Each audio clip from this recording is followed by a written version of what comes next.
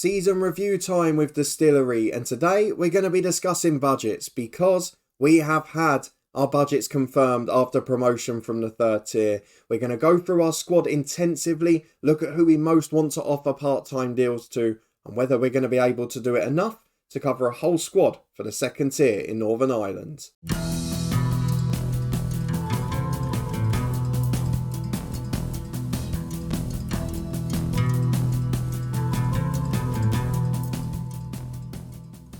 Yes, hello and welcome along to part 17 and our season 2 review from Lifting Spirits, a distillery with me, Daniel. We are back today to reflect on our title success and promotion at the second attempt. We pushed for it this season, we took a few little gambles, we knew we had to do it with the strongest squad we'd have.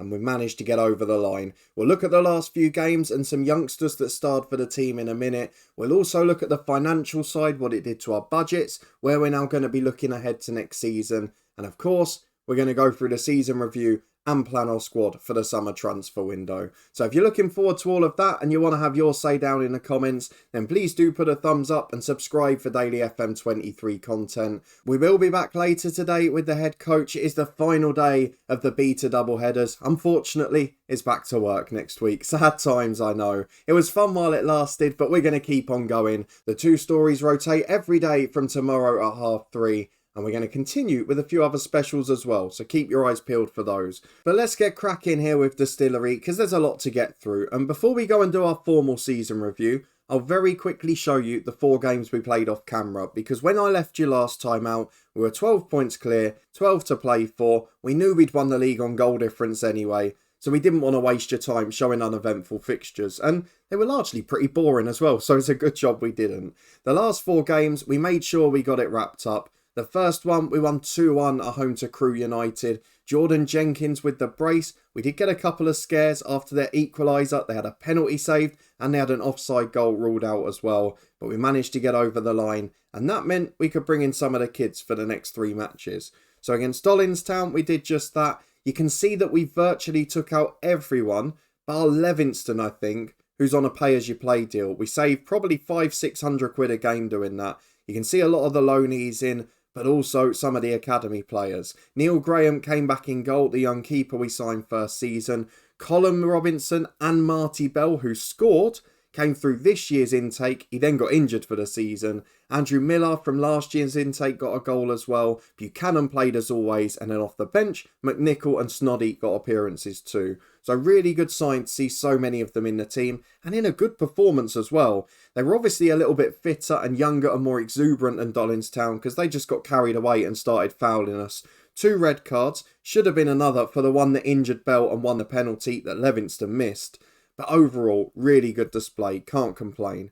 We then unfortunately followed up with a 1-0 defeat against Tobermoor United. Couldn't do what we'd done to them in the last episode, but we won the important one, so who cares? And in the final game of the season against Meola Park, Levingston made amends from the penalty spot. He scored the winner in a pretty good display. The goalkeeper again, the star of the show.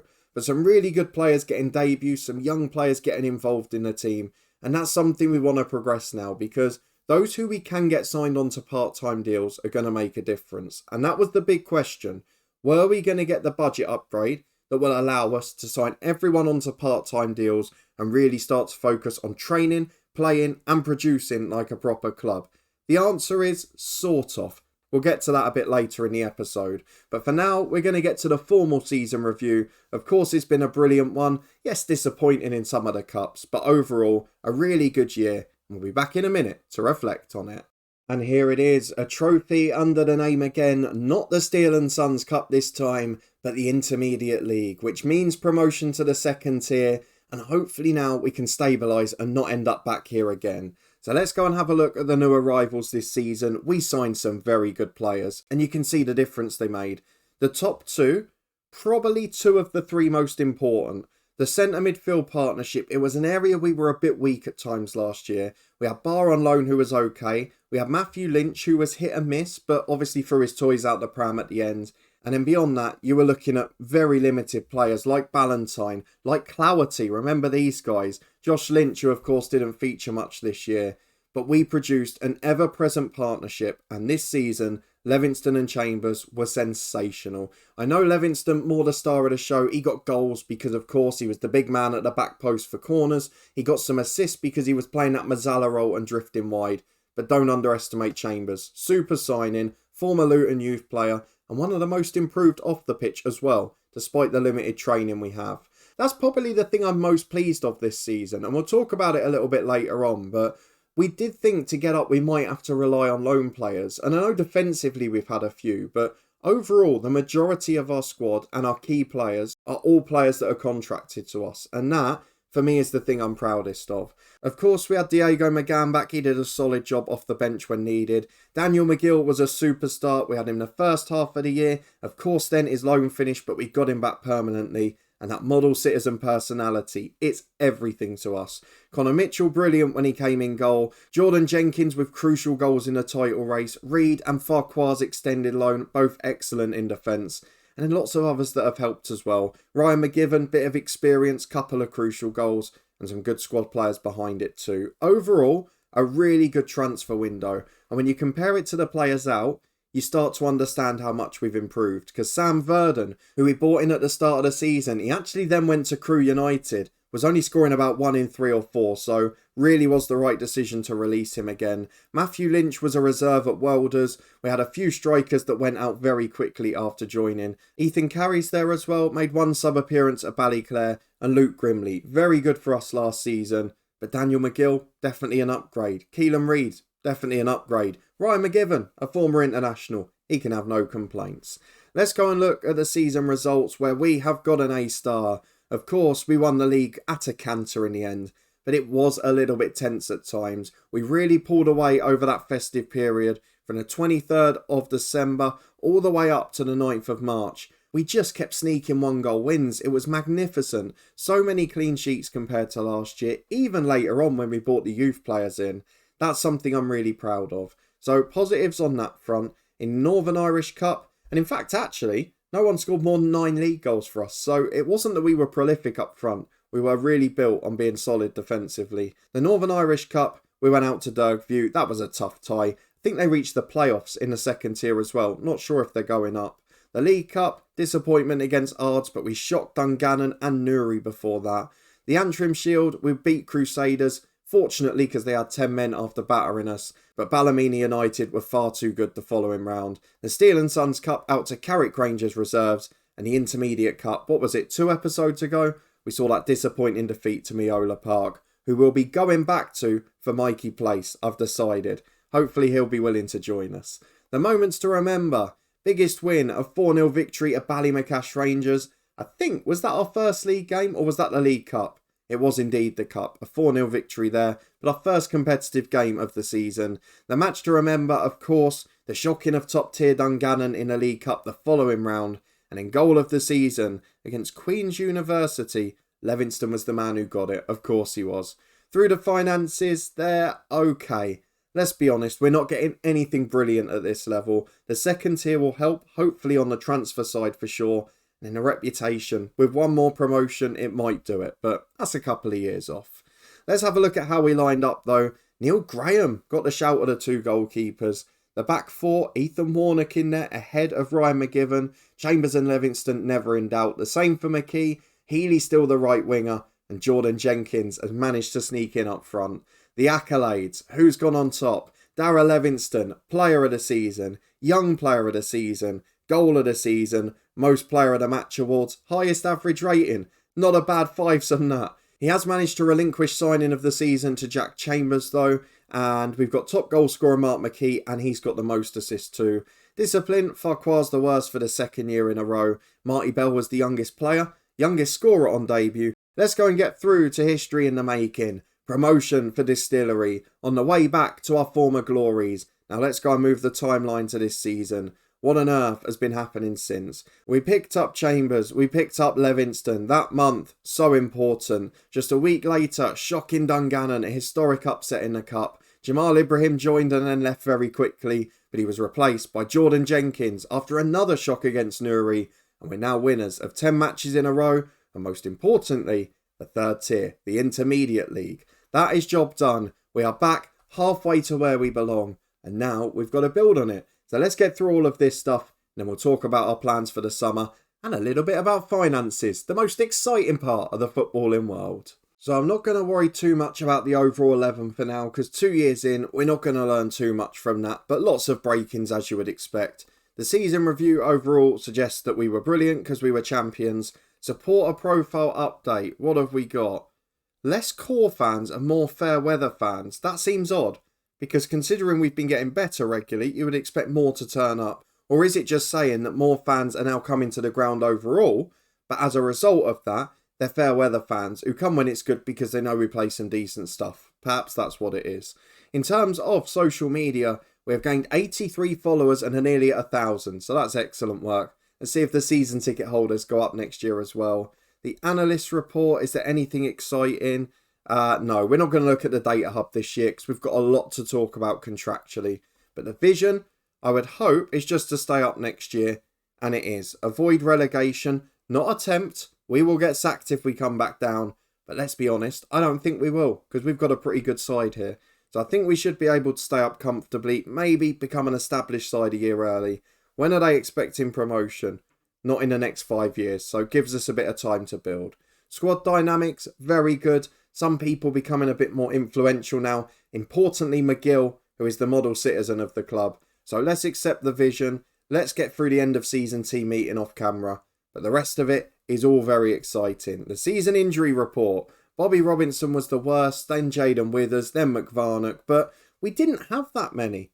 We really didn't. And I've talked about this in all the saves so far. It seems like most of the injuries are training based. So for clubs like us who aren't really training, it makes a massive difference. You don't get many injuries at all. You've seen on our stream save, we're a professional side, it's just chaos by comparison. So the squad are away until the 8th of July. They've got a 2-month summer holiday. We had 2.5 expected goals in our last game against Miola Park. But let's get through to this screen, the squad screen, because we've got to sort out this jumble and work out what we want to keep, what we'll try to keep, and how we're going to keep them next year. And to do that, we're going to have to dip in and out of finances. So I've put everyone here in position order and I've got them up by contractual status, and you can see loads of players are wanted and quite a few of the young players from the club as well. So people like Jack Chambers, who we've bought in, people like Matthew Buchanan through our academy, and then people like Warnock, who have featured ever present in the last couple of years. What we've got to establish though is how we're going to keep them at the club, because of course at the moment, we've talked about it a lot, the big issue in this club is that all of the players virtually are on amateur contracts. So yes, the youngsters are training, yes, the players on loan are full-time, but everyone else is virtually on an amateur contract or on non-contractual terms, so they just turn up to play. It does mean that a lot of the players are declining quicker, a lot of the younger players aren't improving, and of course, as we've seen over the year and a half, Brian Healy being an example the middle of this season, we can just randomly lose players without any prior warning. So it is something we've got to be aware of. Bobby Harvey was obviously the first big casualty of it, and we want to try and avoid it in the future. But does the wage budget for next season, after promotion, allow us to achieve that? I'd argue maybe not, because if we look at it, our wage budget for next season is £975. This season, it was £375, and that's because I gave up some of the scouting budget, which I may have to do again. There's not enough transfer budget left to transfer that over, so we're going to have to stick with it as it is for now. And bearing in mind what our appearance fees add up to at the minute, we're talking virtually about half a squad maybe that we can get on. So I'm looking at if we can get people on 80, 90, 100 quid a week, we can then potentially get 9 or 10 players locked down into new deals. We'll have 4 or 5 on loan hopefully again, and then maybe keep 3 or 4 on amateurs and on youth contracts. But get people tied down so people have to pay a fee and have to pay that sell-on clause that I'm going to enforce. If they do that, we can then start to make future money and support all the other sides of the club as well. So into the team, looking at that again, we have got basically to pick 8 or 9 players from this that we want to try and offer part-time contracts to. So what we're going to do very quickly here is we're going to run through, make a list of the players we'd like to keep and the players we'd like to renew loans of, etc. And then we're going to decide what to do. You can let me know if you agree with me, and we're going to make big decisions, because this, very important for the future of the club. And I think we just have to accept some of the experienced ones are going to come and go, and the youngsters we want to really develop. So back in a minute to run through this. So looking at the squad, I think this is roughly where we are at the moment. So there's some positions in terms of backups where we're just making a decision between, do we keep the backup amateur player until they go, or do we promote the youth player? So a left back, we've got Warnock v McNichol. Number 10 is McVarnock v Miller. Centre half, you've got Johnny Snoddy coming through. Those sort of examples. Even up front, Marty Belt or Jordan Shearer. But overall, we want to keep the amateur players here because they had a bit of decent squad depth for the cups in particular without putting in too much effort or any financial commitment. In terms of the squad, we've got some hopes in there. Are Keelan Reid, Jaden Withers or Craig Farquhar going to renew their loans? Well, at the moment, the clubs are saying we want to test them in a different environment, and that's 50-50 from what we've seen in this save so far. Are some of the non-contract players going to stay? Well, I don't know, but are we going to be able to offer them all deals? Probably not. So looking at the ones that we want to get tied down part-time, there is no doubt where it has to start for me. Daniel McGill is in the dressing room the biggest leader. He is the model citizen. He's helping all of the young players in mentoring groups. He has to be tied down because I cannot afford to lose him off the pitch. On the pitch, that midfield trio for me is essential. And I know McKee's rating is dwindling. And I know that Levingston and Chambers are both over 21 now, but they're still only 22 and 23. They have been such a fundamental part of our improvement that those three for me have to be tied down for part-time deals. We're also looking at the goalkeeper situation. Yes, Connor Mitchell's very good, but Graham's a decent backup. He's very young. We've also seen in this save that there's good goalkeepers about pretty much all the time. So do I want to use it on a 28-year-old keeper who might not develop anymore? I don't know. Jordan Jenkins up front again. Are there going to be better ones about? It might depend if we get Mikey Place.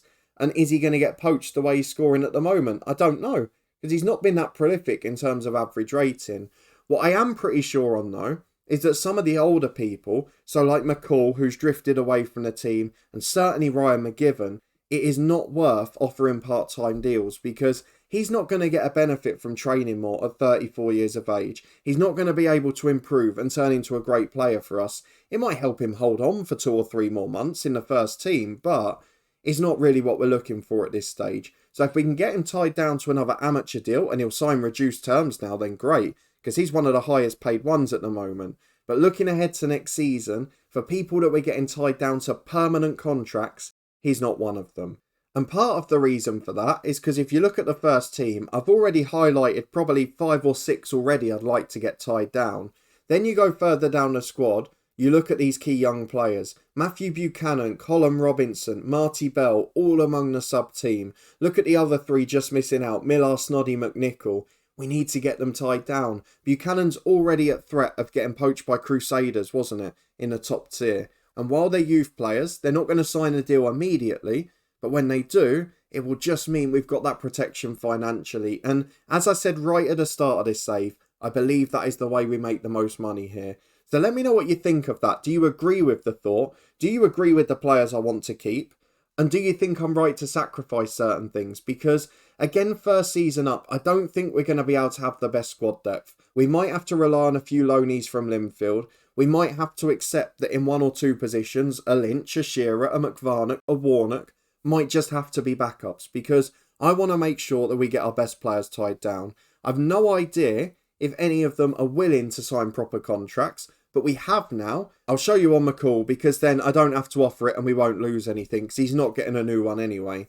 But we have now got the option when we go to enter contract negotiations. The natural thing that it goes to still is amateur for most players. But some, as you can see with McCall, are saying actually I'll have a part-time deal. So we can still try our hand at getting them on non-contract terms. We can still for some say actually we'll pay you as you play. It suits us better. But for McCall, for other players around, it might be a better option to get them on wages. Now, McCall's asking for 60 quid a week and a 20 quid appearance fee, and he's a backup player. So if you look at some of our key players in the squad, what on earth are they going to be asking for? Should we actually go and test the water? Let's do one properly. The man I was umming and ahhing about was the goalkeeper Connor Mitchell. What would he want if we wanted to give him a new contract? He's asking to be, first choice keeper is enough for you, mate. Let's see what he wants. Negotiate contract. 150 quid a week. So this is actually going to be worse than I think. We're only going to be able to get 5 or 6 players down. and we're going to have to choose very carefully. So someone like Connor Mitchell might miss out. Maybe we're looking at players that would be cheaper options who would come in and maybe sign one for 80, 90, players from the lower leagues that haven't been on one before. But otherwise, we have to go for the core players. And for me, at this squad at the moment, there are 5 first-team players that have to be tied down. McGill for off-the-pitch reasons, Jenkins because he's the goal scorer, and then McKee, Chambers and Levingston. They are the crucial spine of that midfield. Of course, there's a couple of youngsters like a Matthew Buchanan who I'd like to get tied down. Will he want to be on amateur terms? He'd rather do that. So that's going to leave us in a little bit of trouble as well. So it is going to be tempting some people to sign part-time terms, but for others, it's going to be about getting the wages down. And if we can't, we just have to accept that, like for Connor Mitchell as it stands, he will stay on amateur terms as our first choice keeper. And then if someone comes in, he gets poached because we're not paying that wage. I know that I always get the mick taken out of me for being very frugal financially, but we have got to pick so carefully here. We want to make sure we've got the money if that gem comes along. And we've got to make sure that where we want someone, like, look at our team at the moment. I've got no first choice right back, no first choice right winger. If I want to go and get Mikey Place, if I want to try and loan back Bobby Harvey, we've got to have some money spare. So hopefully, the way we approach things this summer, if we're careful, will allow us to do that. But I'm not holding up too much hope. I still think it's going to be a difficult year. I don't think we're going to get promoted again, obviously, but I think if we can keep most of this squad together, we will be safe in a championship next season. If we go and have a look at how that table is at the moment, we'll wait to find out if we're joined by Dollingstown or whether Annie United stay up in their league. But if we go up to the second tier of Northern Irish football, Ballymena and Newry are playing off to try and get promoted. Dergview already up as champions. They're the side that beat us in the Irish Cup. I feel a lot better about that. But we're now talking about sides that have recently been in a top tier. Ards, Institute, last 2-3 seasons. You're looking at Ballyclare, who have been poaching our players. You're looking at Dundela, H&W Welders, Bangor, very good sides. This is going to be a tricky test. So Newington came up last year. They are back in big trouble immediately after, down with 18 points from 38 games. So we're going to have to improve. We're going to have to adapt. And hopefully we can steal the top scorer from the second tier again. Leon Boyd did the job for the second year in a row. Oh, how I'd love to have him back. If Linfield, our parent club, or any other top tier clubs in Ireland can give us a player of that quality, it allows us to then release somebody else. And that means we can keep some wages free. So it is going to be a little bit of trial and error. There are going to be some uncertainties as we go through this summer period. We've got nowhere near enough money to try and think about facilities yet. So we're going to have to live with what we've got. We've also got a little bit of turbulence on the staffing side. Seamus Heath is retiring at the end of the year. There's a couple of others that are not good enough. Damien Hunter, one who's getting released. He's got 4 for goalkeeping coaching. We're going to have to improve. So that's where the focus is going to be. Me and Sammy Clingham will be improving the rest of this backroom staff. And hopefully with it, a little bit of the team ready for next season. But let me know in the comments. Do you agree with my decisions? How do you think we'll get on? And do you think we'll be able to compete at the new level? I think the cup game suggests at home we might be all right. But on the road, it's going to be a tricky old year. If you want to stay up to date and find out how we get on though, and you did enjoy this season and squad review, please do put a thumbs up on the video. Subscribe down below for daily FM23 content from 2 long-term stories. As I mentioned, this is our last day on the double uploads for the beta, but there are going to be plenty of specials alongside our 3:30 daily video each day next week. The 2 long-term stories will rotate, so this one back tomorrow at 3:30, the head coach the day after, and so on and so forth. But we're going to be having a look at the mobile game. We're going to be bringing back top 3s next week. And there's a couple of little guides and things that I want to do too. So keep your eyes peeled for all of that. Check out the Twitch channel up in the eye above as well. Regular live streams over there. And I'll see you again tomorrow for our first afternoon episode at 3:30. And it's going to be a transfer special. A busy one at that.